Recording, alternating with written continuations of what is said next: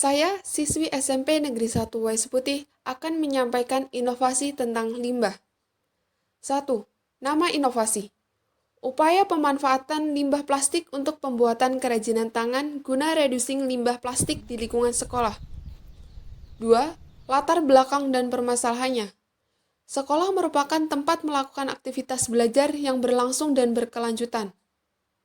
Keberhasilan proses belajar mengajar di sekolah dipengaruhi oleh banyak faktor seperti lingkungan sekolah, masyarakat, sarana prasarana sekolah, peserta didik, dan seluruh tenaga kependidikan di lingkungan sekolah. Salah satu daya tarik sekolah agar menambah minat siswa bersekolah adalah kenyamanan belajar. Kenyamanan belajar di sekolah dipengaruhi oleh kebersihan, keindahan, keamanan, kedisiplinan, dan kelengkapan fasilitas belajar mengajar di sekolah. Menanamkan kebiasaan hidup sehat pada siswa dilakukan sedini mungkin dan salah satunya adalah menjaga kebersihan lingkungan baik di lingkungan sekolah atau di rumah. Sekolah merupakan lembaga yang bertujuan mendidik agar siswa secara akademis memiliki pengetahuan yang luas dan melatih siswa agar memiliki keterampilan yang dapat digunakan dan dimanfaatkan sebagai bekal di kemudian hari. Kebersihan lingkungan sekolah dapat menambah keindahan, kenyamanan, proses belajar mengajar sehingga secara tidak langsung menambah citra dan reputasi sekolah. Sekolah yang bersih menandakan bahwa sekolah tersebut berada dalam lingkungan sekolah yang sehat. Saat sekarang ini, masih banyak peserta didik yang krisis kepedulian akan kebersihan lingkungan sekolah. Kondisi ini terlihat dari masih banyaknya peserta didik yang membeli jajan dari kantin dengan menggunakan bungkus plastik dan membuangnya sembarangan. Hal tersebut dapat menimbulkan semakin banyaknya limbah plastik di lingkungan sekolah. Banyaknya limbah plastik yang sulit terurai di lingkungan sekolah menyebabkan berkembangnya sumber-sumber penyakit akibat dari tercemarnya lingkungan seperti pencemaran tanah, pencemaran air, pencemaran udara, dan menurunkan nilai estetika.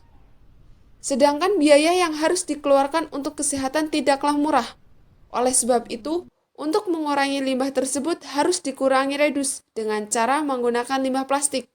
Reuse tersebut sebagai bahan kerajinan dengan tujuan meningkatkan kreativitas siswa. Assalamualaikum warahmatullahi wabarakatuh. Perkenalkan, nama saya Evin Rusyana. Saya Fadila Angliani. Saya Happy Jainata.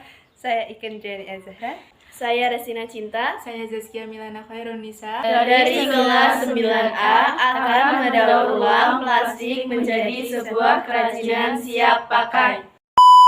Dalam video kali ini, kita akan membuat kerajinan dari limbah botol plastik dan koran yang akan kita daur ulang menjadi sebuah kursi.